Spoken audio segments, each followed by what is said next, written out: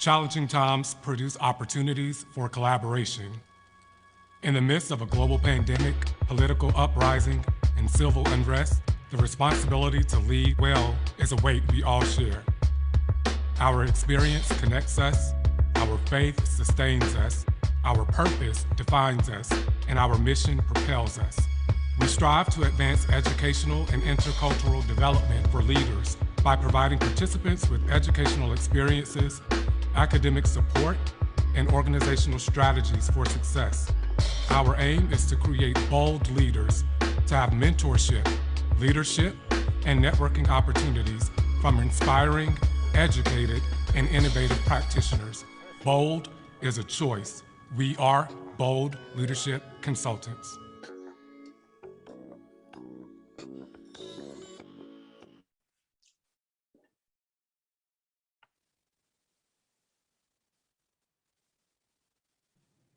Welcome, everyone. We're so glad you can join us this evening. We're very excited that you can be here and spend this hour with us and a very, very special guest, Mr. Principal L. Before we get into this deep, epic conversation, we'd like to just give you a couple of housekeeping rules for today for the people who are participating with us. First and foremost, this meeting is being streamed live from our Bold Leadership Consultants Facebook page. So you can certainly go there to visit that again or share with your friends and colleagues from there right now. Secondly, participants who are here, we're gonna have your video will not be on the main screen, but you can certainly in your view see who's all attending.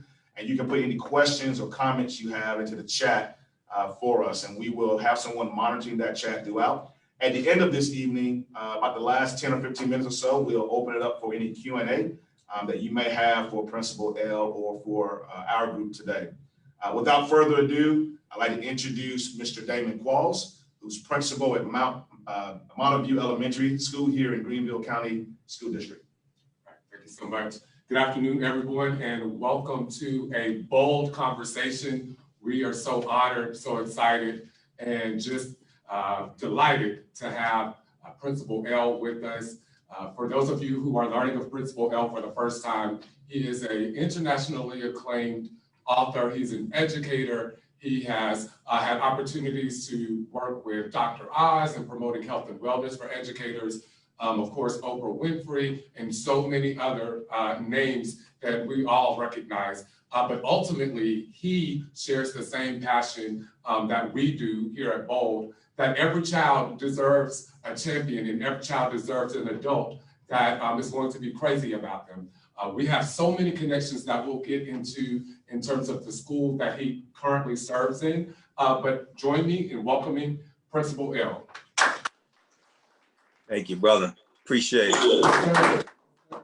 So Principal L, the last time I had an opportunity to hear you in person before the pandemic came, of course, was in 2019.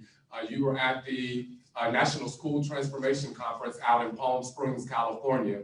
And I had just wrapped up my second year of principalship, and of course was totally moved and inspired by your words there. And so I'm grateful to now have this opportunity to include you in this bold movement that's happening here in the upstate of South Carolina. So of course, you've always been an influential voice in the Call Me Mr. program here in South Carolina, but we're definitely excited to have you with Bold Leadership today. Yes, sir. It's an honor. I don't know if you remember the temperature when we were out there in Palm Desert. It was like 118 degrees. Yes. It was hot. I ran into Timothy Bradley when I was out there, the boxer.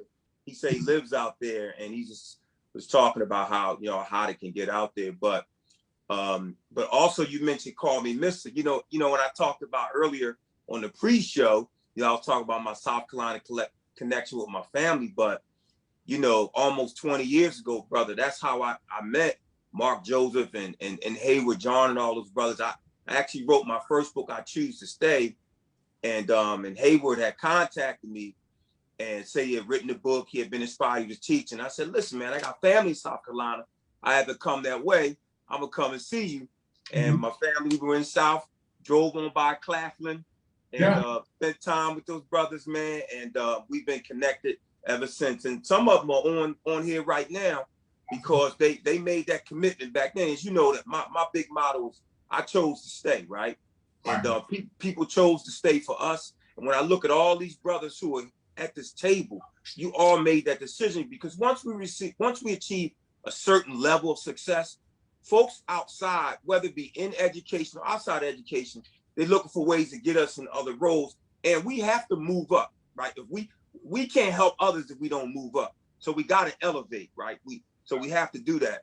But the idea is, when I see you brothers, I just know that they are young men out there and young ladies who know that there's a place at the table for me, because you are sitting, at that table, whether you're a teacher, a principal, a nurse, whether you work in a nonprofit, in the community, wherever you are, you're sending a message to a young person. You're saying, you can be me because I was once you. So I know you brothers understand the magnitude of what you're doing, but I'm telling you, me sitting here watching you at that table, I didn't realize it would impact me in this manner. But I already took a picture of the screen. Usually people taking pictures of me. I took a picture of the screen because I'm gonna share it with Principal Caffelli, because we're good friends. And we came through together as teachers and administrators. And it's overwhelming to see the boldness of the statement that you brothers, are making and trying to uplift those who are coming behind you. So it's an honor to be here. Call me Mr., as you know, played a huge role in South Carolina, then, around the country. But I think the fact that you've, made this statement, I think it's really going to impact these people who are thinking about joining our profession and those who are thinking about leaving, because there's some who have been given a very good reason to leave after the way they've been treated during this pandemic. So we've got to let them understand that all leaders are not like that. Every principal doesn't get it. I would love to say that, but they all don't. So we have to make sure we stand in the gap and let these folks know that we need you in this field now, more than ever. Right. Great segue. So your model for school culture and climate, as well as school transformation and maintaining that once it happens, is being duplicated by administrators and effective educators. And then here comes a pandemic. And many of us had to kind of learn as we went day by day, week by week during the pandemic. What sorts of things did you do to keep your staff, who's already highly effective and highly motivated? How did you maintain that energy during the pandemic? It was a challenge. I mean, it was a challenge because so much of what we do as leaders is really about our presence. Right. It's really about folks seeing you willing to do the work that they do. Just having that smile, even on those days when they know you might have had a tough day the day before, but they know that you maintain that positivity so that you could uplift others. That became very difficult in a remote environment. So, there were times when, we would on Fridays. I'm gonna tell you one thing I did, which was huge for my staff, is I made Friday like a flex day. So Friday was a half day, and they could plan small group instruction with that additional time. They could do planning. They could do whatever they want, but it was a break for them, but it was also a break, for the children, not to have that structure from 8 to 4 for 5 days, a week. And many of them said that was a huge a lift for them, just to have that time where they could connect with their other team members.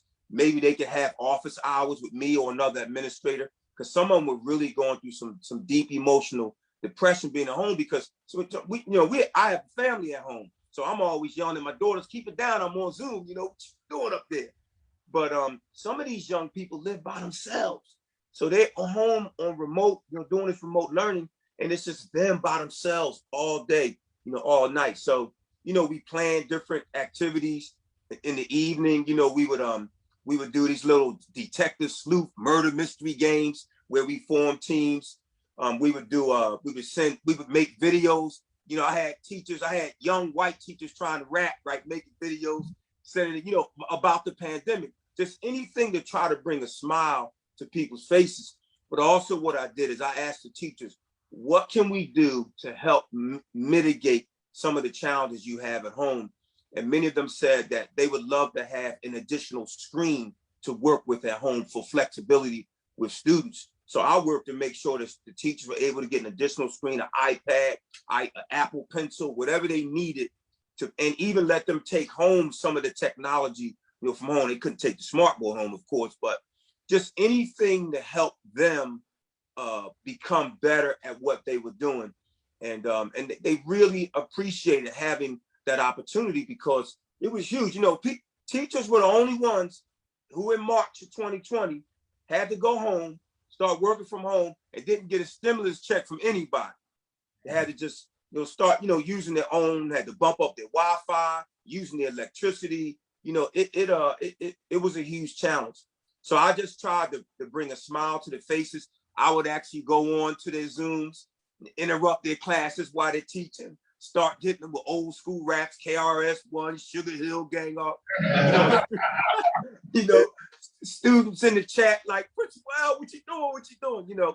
But the idea is because the old school music we listened to, a lot of it was about education. A lot of it about, it's like a jungle sometimes. It makes you wonder how it keeps from going under. They could relate, to it. And it created that classroom environment for them. Even though they were in a remote environment, it was an opportunity for them to laugh and say, my principal's acting crazy. Even some of the parents in the background, like, what's wrong with your principal? That kind of. Right. But it was just a break from all of the stress and the pressure of what we know that the pandemic, brought on. And sometimes I would talk my board into buying meals and let the teachers drive up after school and pick up a meal. We would get them, some baked salmon or short rib or something, and we get donors to donate money and just get them to come and pick up a meal. Anything that we could do to help them understand that we appreciate them outside of Teacher Appreciation Week. I think that becomes huge for folks to know that in a culture where I'm lifted up every day, where I got flexibility, where I'm not under pressure to hide my creativity. I think those are the things that they appreciate. That's what we tried to really push while those teachers were, at home, and students as well, because they struggle. It really exposed a lot of what our young people were experiencing that we often talk about, but some folks who weren't believers, those non-believers, they got a chance to see it firsthand. The profanity in the background, the folks changing, right in front of the camera. It really let them know how much our children need, how much they need from us to really be successful. So it was a tough experience. So we had to go through it, but we had to grow through it as well. And I think that was what was powerful, is that it was a chance for us to really grow together as a group and realize that, there was no learning loss. These students master technology. So that's a whole different topic. But I got some young people, when they come back to school, I don't want to hear any excuses about some of the presentations that they put together, because they really showed us during this remote learning that they have some skills. Yes, sir. Yes, sir. I'm sorry about the 5-minute response to the 5-second question. But our principals, we part-time pastors too, principals. I know I got some reverends in that room there. Oh yeah, got your amen right here. So one of the things that Bold Leadership, we hold each other accountable in terms of work-life balance. Many of us are husbands and fathers, and of course, when you are passionate about the work that you do, sometimes you can lose focus and you invest all of your time and your energy into the work.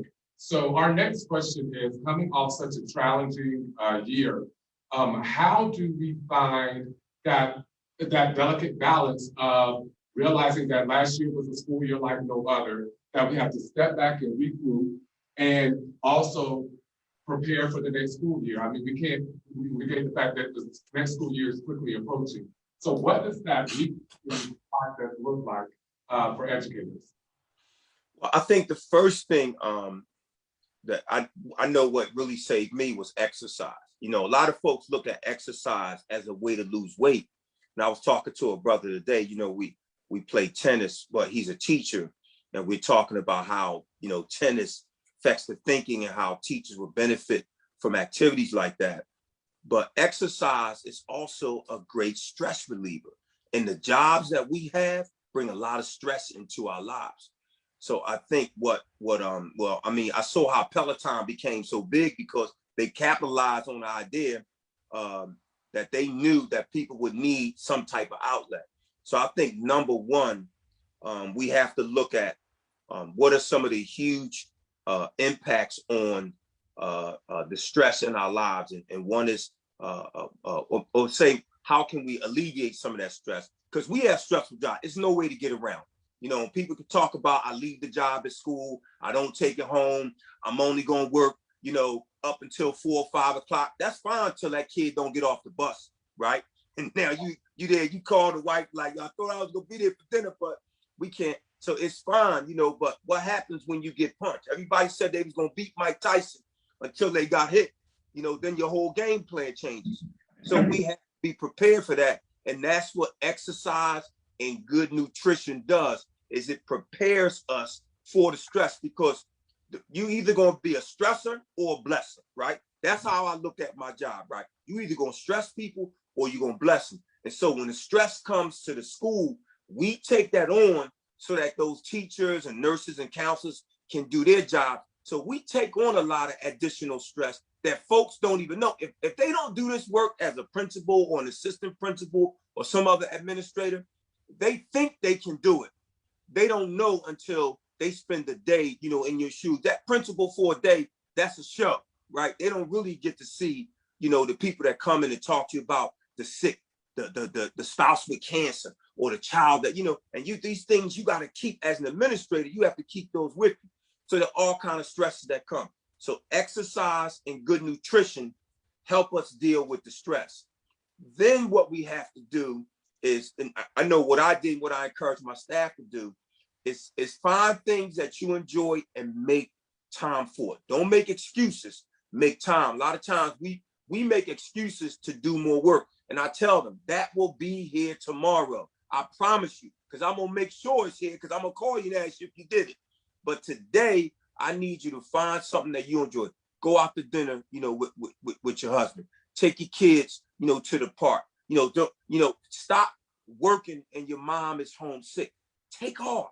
You know, I tell people all the time when I hire them, I'm gonna tell you right now, you'll get written up more for not taking off to take care of your family than you will for staying at work and not taking care. I need you to take care of your family, because your family takes care of you so you can be here.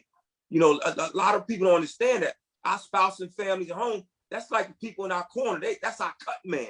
We get all beat up. We go home, we bloody, they patch us up, send us back to work the next day. So we have to take care of them, making sure that, you know, and I got 2 girls. My oldest will be a junior in college in the fall. My youngest will be a senior in high school. And, you know, I've been a principal 21 years. Early in my career, they didn't see me often. And I regret that. But they also understand, because my daughter works in the mall. Kids come in, they say, you know, what's your name? Well, my last Thomas up. Principal, your dad. Girl, let me tell you how, you know, my mom, we had a fire. He helped put us in a hotel. And my daughter says, okay, now I know why my dad was at work, you know, so much. I know that it's stressful to be there, but we're planting trees whose shade we may never enjoy, but your legacy is there. Like, your children are going to hear those stories. Or you're in the Walmart or supermarket and one of them walk up to you. First of all, they don't even think we go shopping. They look at us like we shouldn't even be in the store tomorrow, right? But the legacy is there, but we have to take care of ourselves, because you're no good to your team. You're sitting up in the hospital waiting on a triple bypass. So exercise, eating right, doing things, go to the beach, get there, make that time, and also take care of your family, take care of your spouse, your significant other, whoever it is, because and I often say this, the most underappreciated and undervalued person in the world is the spouse of an educator, because they do so much to help us make the dreams of other people come true, that they hold off on some of their goals. Just so they hold off on going to school, they hold off on doing so many things so that we can help other people. These folks that we have in our corner, man, they are, you know, and anybody out there in the audience, I'm telling you right now, make sure you take care, honor them, let them know. You may not be there for them, but let them know you appreciate what they do for you that allows you to do for others. And then use this summer, because you know, like all these districts talk about how we want to make up for the pandemic. We want all these, no pun intended, these bold summer programs. We want to get kids in, but some of these teachers are tired. They're burned out. Some of these administrators are tired.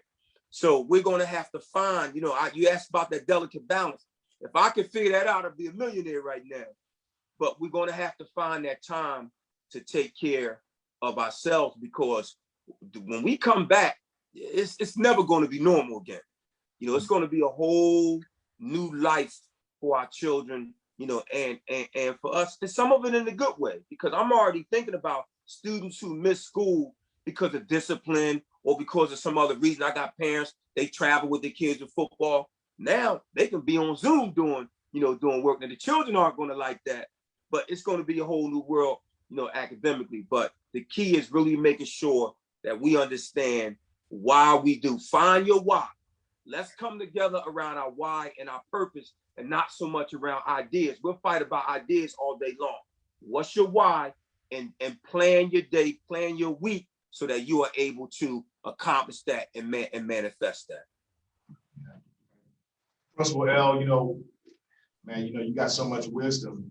One of the things that we all have in common is this idea of recruiting the next wave of teachers and educators to go into this field with us and get on the battlefield with us and do what's right for children, being that champion for them. In one of your 4 books you wrote, one of them is Building a Winning Team.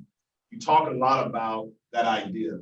What's some nuggets you can give us as leaders, people who are watching this right now? What things should we be thinking about systemically in recruiting and getting the next group of educators? And then more importantly, what are the most major things we got to do to retain them? Now, I know one of them is going to be read the book, but beyond that, what else things can you drop on us right now about that? Well, I'll tell you right now, one of the things that I tell people is that they need to make sure that they talk to you and understand what it is that you do. A lot of people think that because they went to school for 12 years, they can be a teacher. Because they worked in the school with a principal, they can be, you know, there's some say, you know, I'm tired of teaching, so I want to become a principal. Man, you're going to be teaching. Now you're teaching K through adult, you know, so if you're tired of teaching, that's the wrong role to be in. And also, you know, they may say, well, I'm tired of the conflict. The price of leadership is conflict. So don't go into this job if you're afraid of conflict. If you don't want to use that courage that you have, if you got soft skin, if you're sensitive, don't come into this job, because I tell them it's the lion's den. So if you can't hack it, get your jacket, right? I start off with that, right? Let me give you the hard truth first. That if you're not willing to you're coming into a position where folks ain't gonna like you, they don't want to be your friend, and your mentality has to be, if I want to get a friend, I get me a pet. I don't need a friend. I need you to go in that classroom and tell those children that they're going to be great, and you're the person that's going to help them be great. That's what I need, and I'm going to support you doing that, because the most important role for a principal is to help a teacher improve his or her practice. That's one of our most important roles. Culture is important, but if folks who really can't connect with children in those classrooms and really get them to understand why I'm teaching you this content. Now, I don't need you to just memorize it. You need to understand why I'm giving it to you, because if you understand why I'm giving it to you, then you can teach it to somebody else and you'll be able to master it and learn it anyway. So one of the first things I want you to know is that this is not easy work. It's God's work, but it's not easy work. It's good work, right? Number 2 is I want you to understand that this work is a calling, right? These children will keep you on your toes and your knees every day, right? But we get caught, because when you understand as a young teacher, when you understand it's a calling, that first day when they make you cry, because I told my kids, y'all not making me cry. I'm a black male teacher. I'm from the hood. No way in the world I'm no 11, 12-year-olds gonna make me. The first week that was over, right? That was done. I'm like, I ain't never seen some young people that don't listen. They don't want to sit down. You know, Then the next week, I tell, and I have all these females in my building said, all right, I'm not going to let them see me cry. I'm crying, but I'm not going to let them see me cry. 2 weeks later, that was over with, right? Then I said, all right, let me stop with all the predictions and let me realize that this is hard work. I'm crying because I care. I'm crying because they're not going to make me quit. I'm crying because 34 years later, I'm going to be on a Zoom with these brothers from Bold Leadership talking about how in that first year that it was no way in the world you were going to make me leave because there were people who stayed for me. And so understand, you're not going to be teacher of the year your first year. I ain't never been teacher of the year. And I'm good with that because I wanted those teachers of the year to stay in the classroom, to keep doing what they were doing. Let me support you. I'd rather be a principal for a teacher of the year, the teacher of the year, because I know you're impacting so many other people. So get over the fact that you won't be, I don't know what your teacher prep program told you, but you're not going to come here and raise our test scores 90% your first year in the building. That's not going to happen because we've been trying for 10, 15, 20 years, right?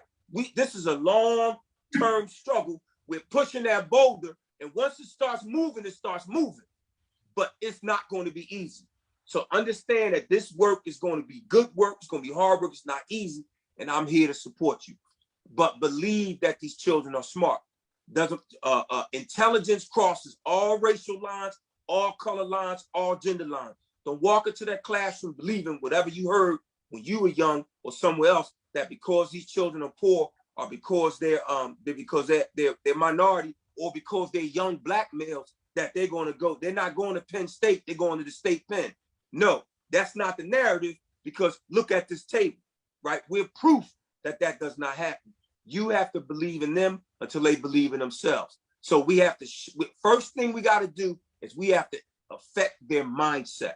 Before we teach them anything about content, they have to understand that there are children who are coming into your classroom, who are coming into our schools, who we are their only hope. We are saving Private Ryan.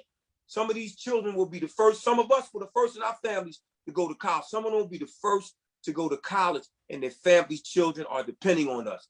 So I need you to believe in me as your leader, and I'm going to always have your back. And brothers, you notice that when teachers know that no matter how much they may be at fault, that if for some reason we don't have them, when we get them behind closed doors, we let them know, listen, you can't say this in a meeting with this parent. You got to get to know this kid to do that. But we have to support them. And when they know we're going to support them and teach them the right thing, they'll stay in our school for 10, 15, 20. I got a teacher that's retired. We had a little thing for yesterday, 21 years. She's been there. They'll do that because, and she said, I always knew you had my back. She said, you didn't always agree with me. You got on me when I was late or whatever I did, but you always had my back. So for these folks coming into our profession and those we want to keep, they have to know that we are building school cultures where we are going to support you.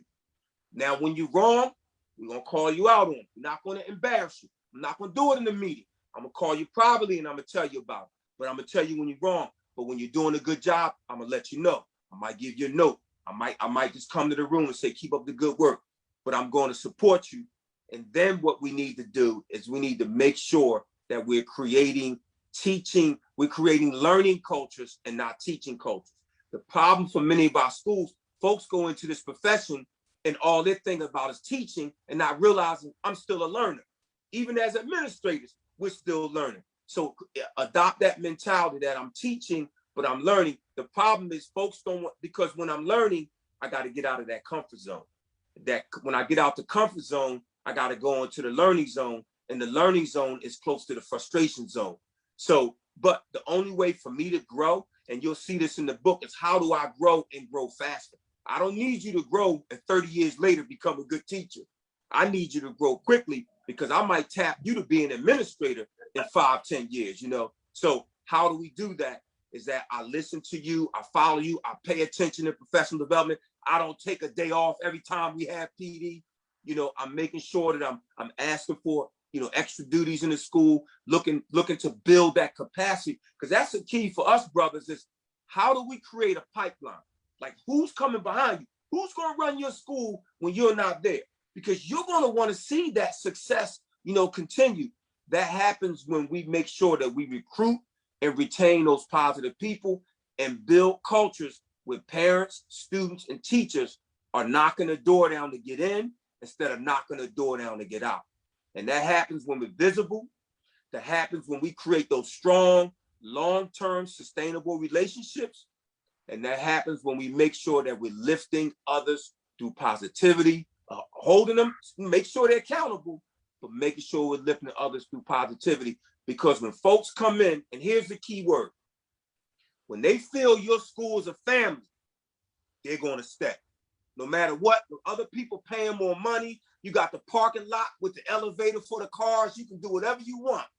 But if I know I'm in a school where I'm being celebrated more than just when I have a baby, I'm going to stay, I'm going to be there. And when I leave, it's simply because my spouse moved, or I got a promotion, or I got a great opportunity, but I'm always going to make sure that I have the school, in my heart. So those are some keys. We talk about our 6 pillars of a school culture, and those are some of them: lifting those folks through positivity, building those strong relationships that go deeper than just like, how you doing, how's your day going, but really finding out how's your spouse, learning about the family, really learning about folks outside of school, and then making sure that we're letting them know that the value and that's important. And so for any of those aspiring administrators that you're working with out there, let them know the job not easy. It's not easy. Let me tell you that up front. Don't expect it to be easy, but it's one where you're gonna go home every day with satisfaction and wake up with determination, because you're making a difference. Principal L, I know you hit on a lot of things tonight. We were taking notes, and it's great. A lot of times the responsibility does fall on the teachers in the classroom in the school. So how have you gone about working with your stakeholders, business partners? What are you doing to lure your parents in? Because again, that piece is a key component. That relationship right there is definitely a key component in student achievement. So how have you done that or doing it? Yeah, and I'm gonna be honest with you, bro. That's probably one of the most important questions that every school and community has to answer, and answer quickly. I mean, you got a brother there at the United Way. He'll tell you about the power of those partnerships, with our community organizations. They can be huge. The question is, do we tell our stories well enough for folks to want to support us, right? See, that's the key. Are we, and that's why social media has become so powerful, because it's an opportunity to let our community and the larger world, like it's folks in Australia that'll know about what you're doing in your school if you put it on social media and really talk about the positivity. So that's what I've used social media to connect with parents, to connect with community organizations, but I also bring them into the building. I bought some police off, chess is huge for me. So all my students have to learn to play chess. My kids are national champions. I bought the police officers in my building playing chess, and my kids spanked all of them, right? So you ain't got to worry about being fearful. No police. When the police officer pull you over, like, man, I checkmated you when you came into school, right? But also those police officers were able to come in and see, ain't no reason to fear these children. These children they have great minds, come in. So we have leadership days where we invite the community to come in, spend the entire day, walk around the school, visit classrooms, the kids give speeches, talk about what they're doing, so that and because what happens when they come in, then they want to start donating money. Then they want to start donating services. Then they want to partner with you. And then as principals, and I know we got this big plate, and then we put more stuff on your plate. But the idea is we then have to go out and create these partnerships with the community. We have to make sure with folks, when I some of my work with the United Way, I would talk about how corporations would come to our school and say, what do you need? And we'd be stuttering about what we need. Somebody come and say, I got an open bank account. What do you need? So we had to craft our story. And then we all had to be on the same page as well. I had parents, I just had a parent who gave some money, who said, listen, I'm doing well. I've been blessed. I want to bless some other families. So I want you to help some struggling families. We have to be able to, and they said, so how can you use this money? And we all have to be on the same page. So we have to become very good at making sure our staff all agree on what our vision and mission is. Everybody can't give out different versions of the mission statement and the vision of our school. What are you doing? Are you choosing compliance, or you want to choose impact? Because that's what we're doing. We're choosing impact, elevating all of our students so that they attend the best high schools and colleges. And these are the programs that we have in place, to help us do that. But when we connect with those parents, so we have, the open houses and those kinds of things, but we need to create other activities.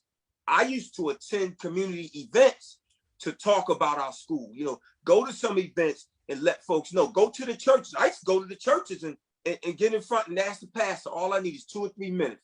I want to let your congregation know about some of the great things we're doing. Don't believe what you see on the news. I want to tell you what's happening in our school. And there's very influential people in these churches, and they want to help out schools that some of them just don't know how, just don't know the story.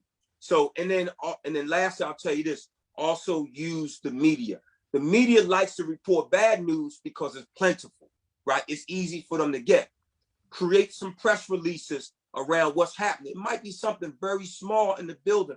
Create a press release, send it out. It's free to send it out. It's free to email it, post it on social media, and the media will come and cover it. If they don't come cover it, they'll at least mention it on the news in the paper, and people and parents get to see, the great things that are going. It's a great way for you to get families to come into the building, but it's also a great way to get folks, coming in there and donating money, donating time, and donating resources. But use that social media channel.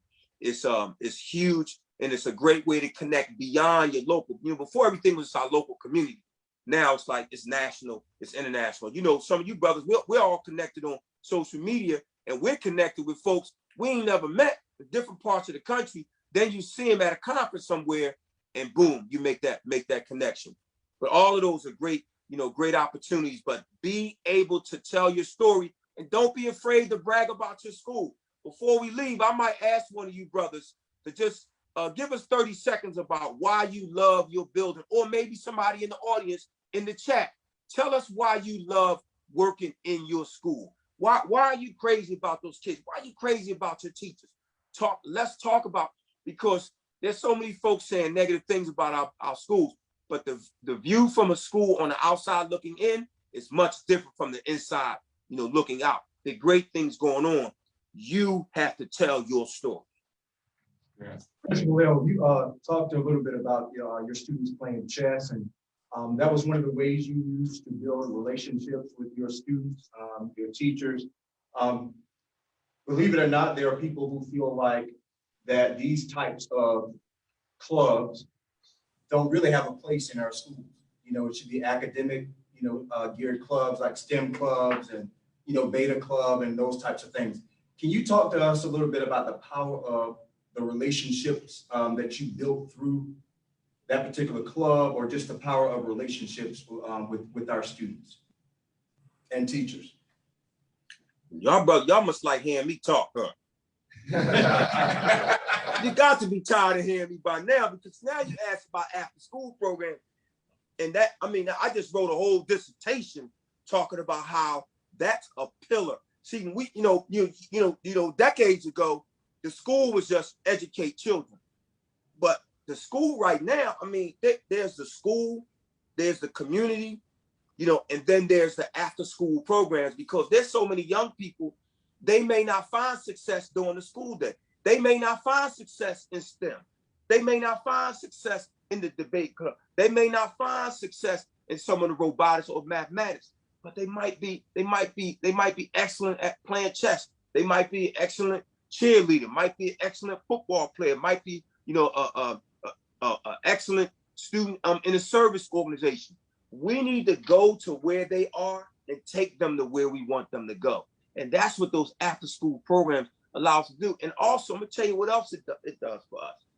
It allows our students to make connections with adults. Some of them have no connection.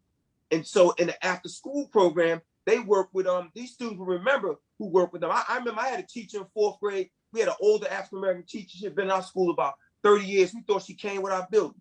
She had about 10 after school programs, and they were all called Get In Here, right? It was no title, Just get your behind in here and stay with me after school, and I'm gonna help you, and you're gonna become successful. But the key is those programs allow them to develop relationships. And also the brother earlier asked about those key partnerships. See, in those programs, you can bring partners in and they get to come in. And now you talk about a mentoring program, big brother, big sister, United Way, all these other boys and girls clubs. They come in and they want to come in and focus on some of that social, emotional learning. It's not all academic. We have to make sure we're focused on the emotional well-being of these young people. And I would sit down and play chess with some of these kids. And, you know, some of these chess games last an hour or two. And they would tell you how they're homeless, that you never knew, how, you know, they're living in, sleeping on, going couch to couch, or how, you know, father's incarcerated, or, you know, mother's not around. And you learning through these programs, and these students begin to trust you. See, we talk about relationships, right? People always talk about relationships, but they often forget to mention how important trust is for our young people. Because if they don't trust you, they're really not going to buy into this whole relationship. And if you violate that trust, and I know you brothers know it, because you don't make it to be an effective principal without understanding the value. When a kid tells you something and says, keep it to yourself, you know, and because I've seen people do it, going to staff lounge, telling kids business. Some of them even get mad at a student and talk about it right in the class. That child will never trust you again. And here's the problem, probably not another educator, because of something that you did. That trust is huge, and we can develop that trust, develop those relationships in these after-school programs when we're tapping into these students. I had some students who had behavior problems. I had a kid who give an aspirin a headache, but this boy was the greatest artist in the world, right? And nobody could reach, but he never ever gave the art teacher a problem. And the art teacher will argue with me forever. But I had to be nice to her because she's the only one. Every time I had a problem with this boy, I sent him right to the art teacher and he would calm down. That was the connection. So it's not always the academics, right? Academics are important, but we know we need well-rounded children. There are some folks we know strong academically, but if they don't know how to build relationships, friendships, how to be able for people to rely on you, devotion, loyalty, those are all important, and many of them are learned right in these after school. People like to call them soft programs, but I'm telling you right now, they're not soft. They are a key pillar in developing a positive school culture. Principal L, I lead a school that's very diverse, have about 45% Hispanic, and my teachers are about 50% Caucasian. So what's your advice for teachers who may not look like their students and they have problems engaging with student engagement in their classes? Now, you said diverse, you said 45% Hispanic. What about the rest of the students? So we have 25% African-American and about 22% Caucasian. Okay, so you almost got a little United Nations in your building. But Corey, think about this though, right? That's what the world is like. So they're getting that experience early. And so what the teach, so earlier I talked about teachers, like their mindsets, already understanding when students come in the room, you got to get rid of those preconceived notions, right? Understand that just because a student may not look like you doesn't mean that student, you can't care for or love that student. I tell my teachers, we need to love kids before we ever meet them. So that kid can F you, Principal L, I don't care, whatever. You can say whatever you want. When you come to mom, I'm still gonna love you. So when they know that, it's like, all right, well, I might as well just go ahead and let you love me then and show you some love back because you're not giving up on me. So they have to understand that those students can learn from their coach. Listen, the majority of our profession, 90% of our profession are young white females who are teaching in communities where they did not grow up. So it's no way around it. So what we have to do is we have to prepare them to understand that those students are not going to care what you look like. They want to know what's in your heart.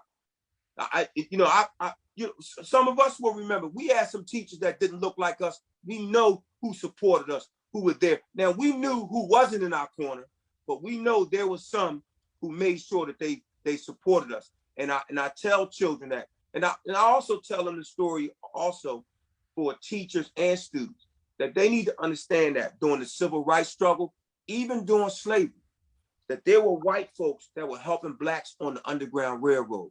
There were whites and blacks who have always supported that students, Latinx, Latino, Hispanic, all of those folks have been a huge part of our struggle. Even in Black Lives Matter, they've been a huge, when you see a lot of those George Floyd marches, there's a large part of that community. We're all part of a diverse community. And when we are united, we're stronger. The word united, if you change the two letters T and I, it becomes the word untie. The same letters, but a different word. Understand the power of it. They need to believe in those children and understand no matter where they come from, they can be successful. And it's a blessing because I went to school in a very diverse school, and it really helped me when I went off to college. That this is a blessing for them to be in that community. But no matter what they look like or who they are, we have to learn from. I talked earlier about being in a learning community, not a teaching community. We can learn from the children. Don't think that you're going to be their savior, right? No, that's not. Get away from that savior mentality. Those children we can learn just as much from them as they can from us. And I had some students, my first elementary school in 1999. Some of y'all might not even been born in 99. My first year as principal, I had some young people telling me these white teachers don't care about me. I took my kids on a trip up to Vermont on Amtrak train, 12-hour ride, because Vermont is not a very diverse state, but it's the first state to abolish slavery in the state constitution. I had some white kids up there, took my students to a home where Frederick Douglass lived, where Harriet Tubman was allowed to hide. It was a cultural exchange, an opportunity for them to meet students that didn't look, because my first school wasn't diverse at all. For them to meet students who didn't look like them, but who lived in a state that played a huge role in the Underground Railroad. So there's a blessing in that, but it all begins with those adults believing that no matter who those children are, that they can be successful, and that I, as the adult, I am responsible for their success, that they can be successful because of me, no matter what they look like. And plan some activities when I did that diversity, bring in, you from a different community, bring some food in from the community. Let me taste some of that Italian food. Let's bring some of that Mexican food in. Let's bring some of that fried chicken up in there. Let's let other folks see what we do in our cultures. Get them greens. Listen, my mother's from Charleston. So I grew up eating okra, living onions. Y'all not gonna admit it, but I'm gonna admit it. I'm a claim. Right? Yes, I'm gonna claim. Because you know what people realizing now?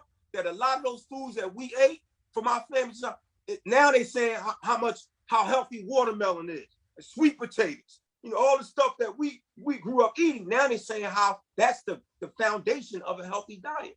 So listen, I'm loving it. Appreciate you brothers for sure. All right, well, Pastor L, I called you Pastor L.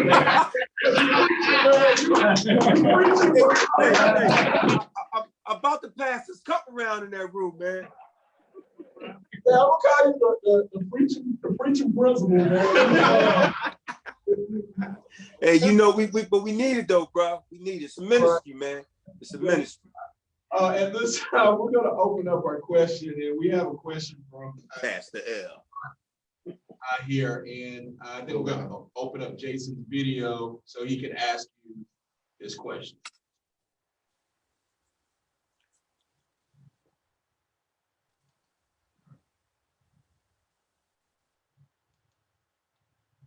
Mr. Klein, if you're there, you can unmute and open up your video. Come on, Jason. Don't be scared.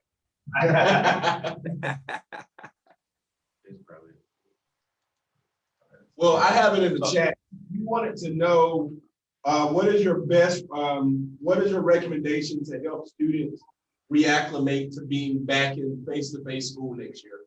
Coming from a virtual setting, what is your recommendation to reacclimate coming back into our building?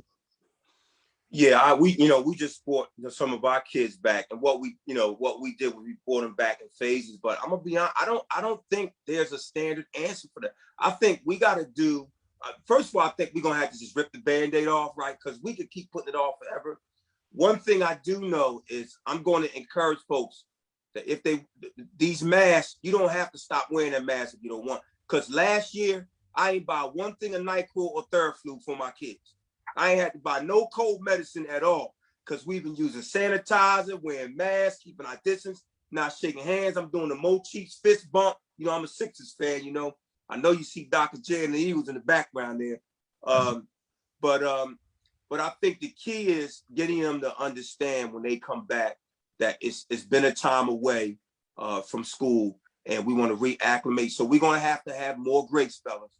We're going to have more patience because some of these children have been accustomed to being in an environment where discipline was there, parameters were there, structure.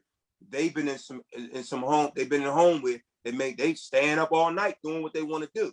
So when they come back, we're going to have a little more patience with them because it's going to take them a while to get acclimated to being back. And some of them, basically, to be honest with you, some of them may haven't even seen a positive Black male in a year. You know, other than compared to what they see in our schools. So for some were just happy. They were just happy just to see us, you know, just to be able to know we were still there because they're afraid. They don't know what they're coming into.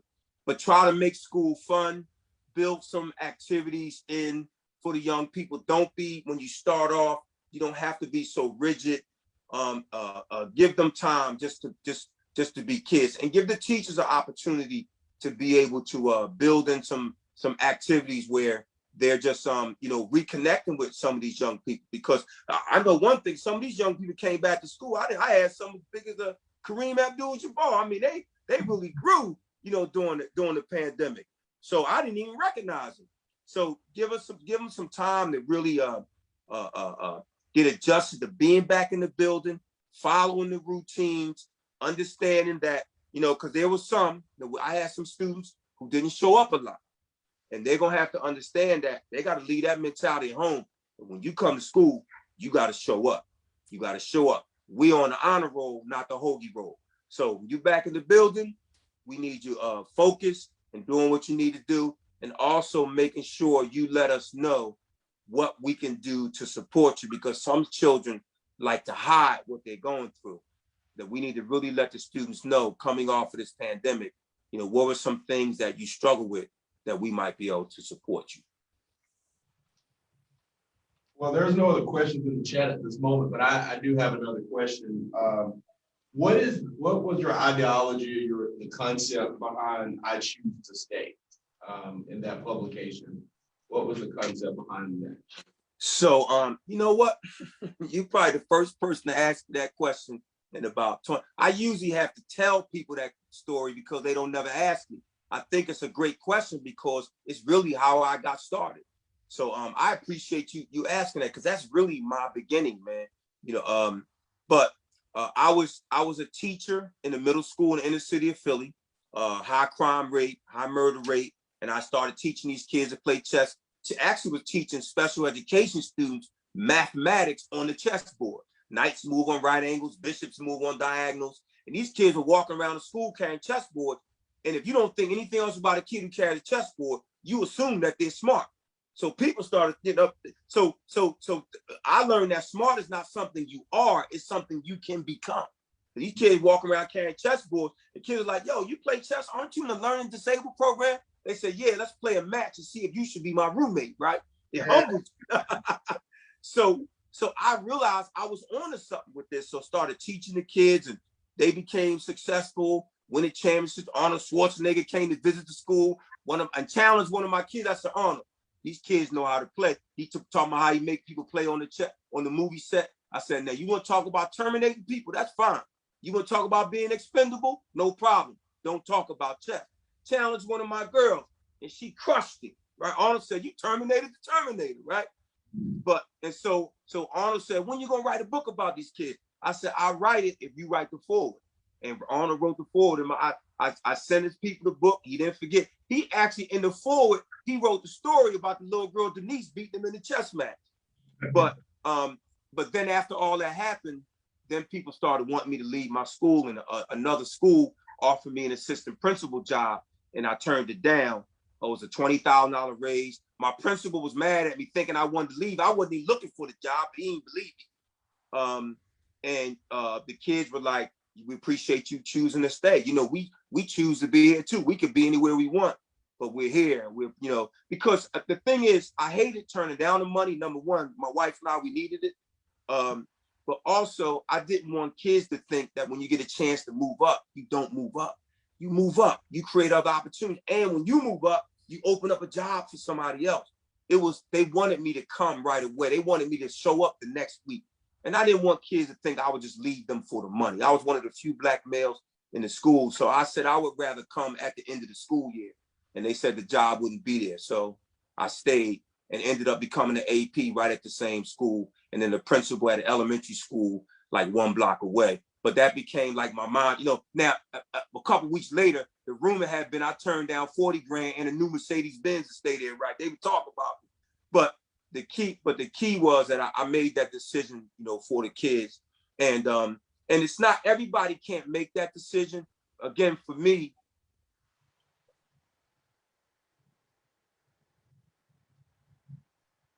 can you still hear me, fellas? Sure. All right, because I lost my video of you. But the key was the timing. The key was the timing more than anything else. So that was the key for me. But that's how I choose to stay, grew. And the publisher told me they would be happy if they sold 5,000 copies, 10,000 copies. They produced it in hardcover. John Grisham's first book wasn't even published in hardcover. They said teachers don't read books about other teachers. In a few years, that book had 50,000 copies in print. Publisher didn't underestimated our community, underestimated Black men. So many Black males supported that book, and so many educators. And then, of course, Disney bought the movie rights, had Will Smith lined up to play me. The deal fell through, but I got to spend the weekend at Will Smith's house. We could talk about that on another show, because that was an amazing show. And Will wrote the foreword in my next book. Then I was on the movie set of I Am Legend with him. He was in excellent shape then, so I don't know why he out of shape right now. Because for I Am Legend, he had a whole trailer of just fitness equipment. And Will's like, man, you run 5 miles a day, you can do whatever you want. But it created a lot of opportunities. But as you can see, I'm still every day, like tomorrow morning, I'm going right into work. And Disney wanted me to leave my job, and that was part of the reason why I did. But I said, I'm not leaving. We're gonna do this, and I'm gonna stay in this role because I need to encourage other Black males to do the same thing. But now that I'm at 34 years, bro, I might be ready to make that move to Hollywood, fellas. I'll send y'all some tickets to the red carpet. Y'all, my deacon, you got me right there. Yes, sir. Yes, sir. My man Carlos, you got me. I got you. Appreciate you, brothers, man. Appreciate you. Well, Principal L, you definitely have encouraged us and inspired us. And we knew that this was going to be a very powerful hour with you. Thank you so much for accepting the invitation to spend some time with Bold Leadership. We certainly are extremely grateful. Can you tell all of the persons that are watching this how they can follow you on social media if they aren't already? Yeah, they can follow me on Twitter at Principal_EL, Dr. Principal L on Instagram, Principal L on Facebook. I just launched my first, I got this I Choose to Stay Chronicles, where I'm highlighting positive stories about schools. There's so much negative out there. I don't even watch the news a lot now, bro. So I'm creating my own positive news channel. Send me stories I want to highlight. You know I'm gonna do something on this Bold Leadership. I might even have to make up a little rhyme about you brothers, man. Gotta order our Yeah. And I'll make sure I feature those Kappas first. Yes, sir. And my alphas and sigmas and all the rest, Qs, all you brothers, man, because we know that we're all in the same family, and we gotta keep this thing going. And it only happens when we're together and united the way you brothers are, man. And so I'm gonna tell your story, and I'm gonna make sure there needs to be bold leadership in every state in the United States, and it has to be. And it started in South Kakalaki, so we got to make sure we get it going, man. Keep doing it, brothers. It's inspiring.